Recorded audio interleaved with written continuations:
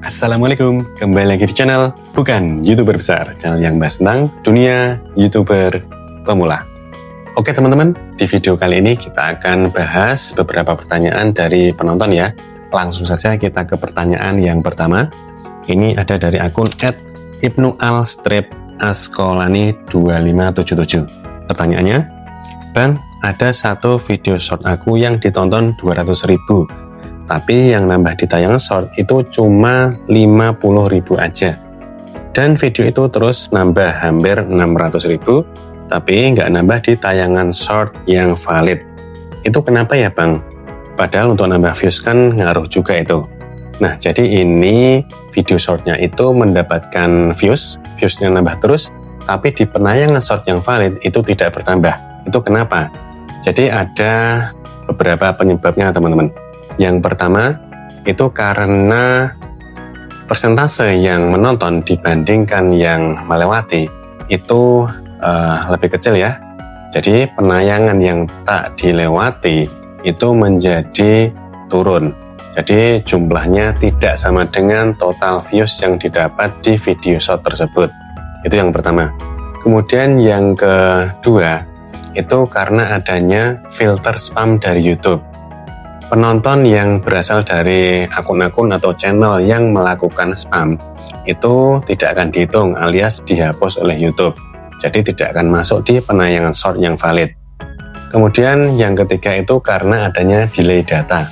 Biasanya view video short yang masuk ke penayangan short yang valid itu akan masuknya telat teman-teman.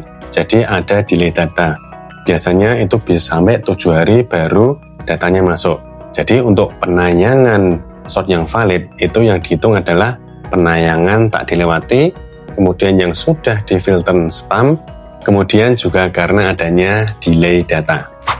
Kemudian ini pertanyaan kedua ada dari akun @pungkai. Pertanyaannya, kalau misalnya buat video dari bahan atau arsip sendiri video yang pernah diupload, terus digabung, diedit, ditambah dengan kata dari suara, apakah termasuk video yang digunakan ulang? Misalnya, saya pernah upload video ABC. Video-video ABC tersebut view-nya tinggi. Terus saya bikin lagi video dengan bahan dari sebagian video A dan video B.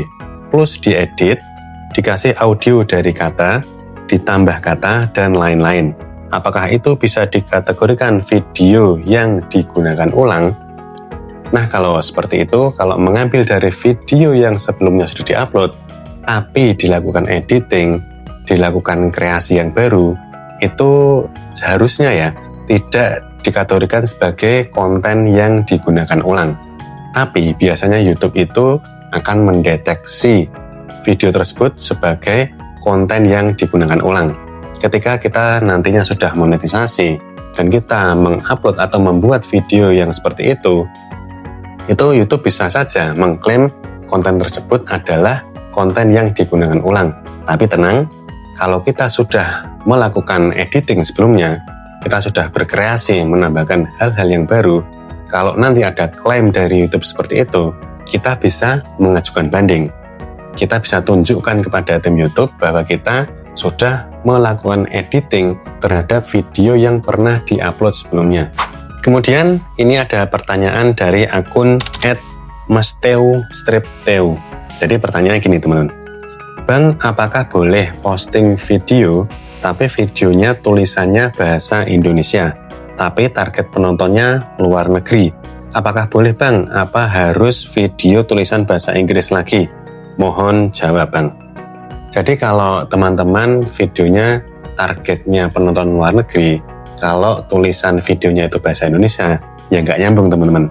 Jadi usahakan video teman-teman kalau mau mendapatkan penonton luar negeri, itu yang pertama bahasanya harus bahasa Inggris. Judulnya bahasa Inggris, deskripsinya bahasa Inggris, semuanya bahasa Inggris. Itu pasti akan mendapatkan penonton luar negeri. Tapi kalaupun video teman-teman itu bahasanya Indonesia, nah itu teman-teman bisa menggunakan yang namanya menu bahasa. Nanti teman-teman setting video bahasanya bahasa Indonesia, kemudian teman-teman gunakan fitur subtitle. Nah, nanti teman-teman bisa mengganti bahasa video teman-teman ditranslate ke bahasa luar negeri, utamanya di bahasa Inggris atau Amerika Serikat ya. Dan tentu saja teman-teman harus membuat judulnya bahasa Inggris, deskripsi bahasa Inggris, hashtag, juga tag, juga keterangan yang lainnya menjadi bahasa Inggris. Nah, dengan seperti ini, nanti video teman-teman akan bisa mendapatkan target penonton luar negeri. Oke, lanjut ke pertanyaan berikutnya ya. Ada pertanyaan dari akun @ganis9. Pertanyaannya adalah, Assalamualaikum Kak. Waalaikumsalam. Kalau channel udah nggak aktif selama 1 bulan, bahkan mungkin sampai 6 bulan, nah itu kalau mau mulai YouTube lagi, bagusnya kita lanjutkan di channel tersebut kah? Atau buat channel baru? Jadi kalau teman-teman itu sudah punya channel, dan sebelumnya sudah aktif, kemudian vakum selama setengah tahun alias 6 bulan, nah itu teman-teman bisa gunakan lagi channel tersebut ya.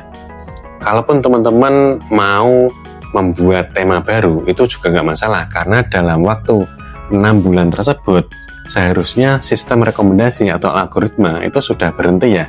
Jadi teman-teman bisa memulai channel yang tadi, yang lama itu dengan tema baru. Tapi kalau sebelumnya channel tersebut aktif tapi view-nya sedikit, sepi penonton, mau vakum 1 bulan, 6 bulan, itu sebaiknya menggunakan channel yang baru karena view-nya itu sepi. Oke, pertanyaan berikutnya atau pertanyaan yang terakhir di video kali ini ya, ada dari akun @fnky66. Pertanyaannya, Bang, kalau video yang kita upload ke Shorts, terus kita ambil dari akun TikTok kita sendiri, apakah bisa Bang? Jadi ini posisinya Bang FKNY ini sudah upload video di TikTok, kemudian diambil atau di-download lagi, kemudian baru di-upload di YouTube atau di short-nya. Nah, kalau seperti ini sebaiknya tidak dilakukan seperti itu ya. Kenapa? Karena sebaiknya video itu pertama kali di-upload di YouTube atau di short dulu ya. Kemudian kalau sudah, bisa teman-teman upload di medsos yang lain seperti TikTok. Kenapa? Karena video yang sudah di-upload sebelumnya di TikTok misalnya, itu bisa saja dicomot oleh orang lain, kemudian di-upload di YouTube. Nah, kemudian kita baru upload di YouTube. Nah, itu bisa saja konten kita itu sudah keduluan orang lain ya. Jadi nanti bisa terkena konten yang digunakan ulang alias terdeteksi sebagai konten re-upload. Jadi sebaiknya teman-teman upload videonya di YouTube dulu ya, kemudian baru di-upload di media sosial yang lain agar menghindari konten kita terkena konten yang digunakan ulang. Oke, kalau teman-teman ada pertanyaan seputar YouTuber pemula, silahkan langsung tulis di kolom komentar ya. Siapa tahu nanti akan masuk di kontenku yang selanjutnya. Oke, semoga video kali ini bermanfaat. Terima kasih sudah menonton. Wassalamualaikum dan tetap semangat. Yo yo yo.